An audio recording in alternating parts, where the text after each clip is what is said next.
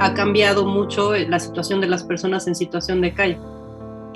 Al inicio, cuando fue o sea, cuando verdaderamente la mayor parte de la ciudad aceptó quedarse en casa, tomando las restricciones de aislamiento voluntario, etcétera, fue una situación muy, muy, muy mala, ¿no? Para las personas, porque cuando ellos viven en el espacio público dependen mucho de los peatones, ¿no? O sea, no solamente porque reciben a veces dinero o donaciones de comida, etcétera, sino porque verdaderamente todos sus recursos están asociados al paso de gente.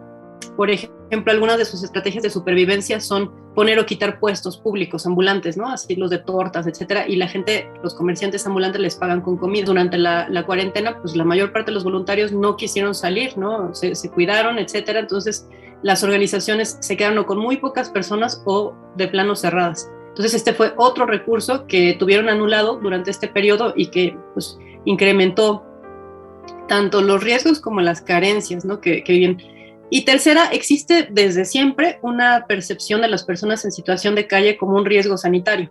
Es decir, que haya una persona que vive en la calle, que utiliza la banqueta, etcétera, siempre se ve como asociado a plagas, asociado a fauna nociva, ¿no? A suciedad. Entonces, durante la pandemia, que había tanto miedo, ¿no? de la falta de higiene y que todas las recomendaciones eran sobre higiene, pues las personas vieron a las personas en situación de calle como focos de contagio potenciales.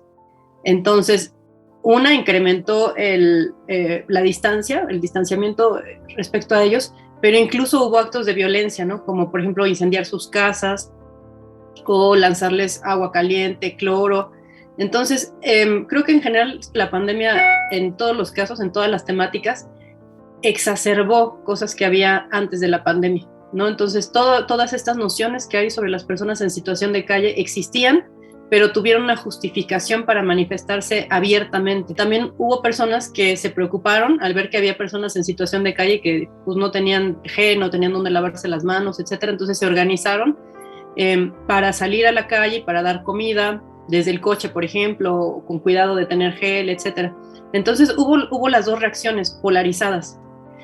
Y ahora, ya que un poco ha suavizado, ¿no? Y que ha pasado también el tiempo, algunas de las organizaciones encontraron estrategias para reabrir. Ya tú has visto también que en la calle hay muchas más personas. Entonces, creo que paulatinamente las cosas están volviendo a su sitio. Eso no quiero decir que sea bueno, pero es lo que yo veo que está sucediendo, ¿no? Que las organizaciones están reabriendo, que vuelve a haber personas en la calle, etcétera. Y otro rasgo que fue muy característico de este periodo fue el ingreso de nuevas personas a situación de calle. Hay una franja, ¿no? De personas que tienen un ingreso de supervivencia. Lo que ganan les alcanza para ir, digamos, al día. Y entonces con la pandemia, estos trabajos precisamente que son los más frágiles fueron los que se perdieron y las personas se quedaron sin trabajo. Entonces algunas personas no pudieron seguir pagando su renta y pues no les quedó más alternativa que vivir en la calle. El problema cuando tratas de hacer una política pública que beneficie a la mayoría de la población es que se incentivan otra vez las fuerzas expulsoras, digamos, de los grupos que ya estaban expulsados.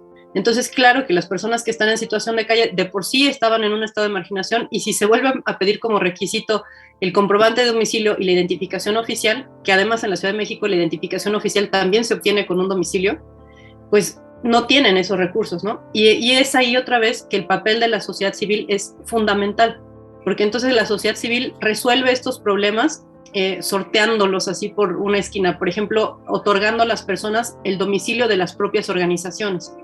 Entonces ya ellos pueden presentar un comprobante de domicilio, obtener el INE y todo. De hecho, el acceso a la información sobre la pandemia fue a través de medios masivos, ¿no?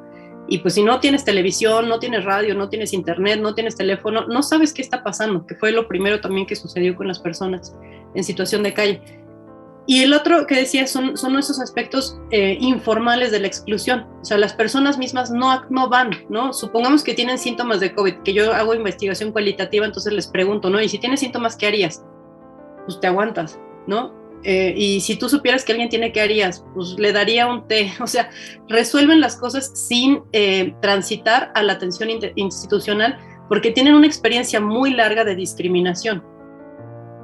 Entonces, ellos mismos no quieren ir, por ejemplo, a un kiosco COVID porque al estar sucios, malolientes, no tener los documentos, se tienen que enfrentar a decir que es una persona que está en situación de calle, a que las demás personas que están formadas en la fila se quiten, cojan sus cosas para que no se las roben. Entonces, ese es el aspecto informal de la falta de acceso que está asociado a una discriminación generalizada, tanto de los profesionales médicos como del resto de la sociedad.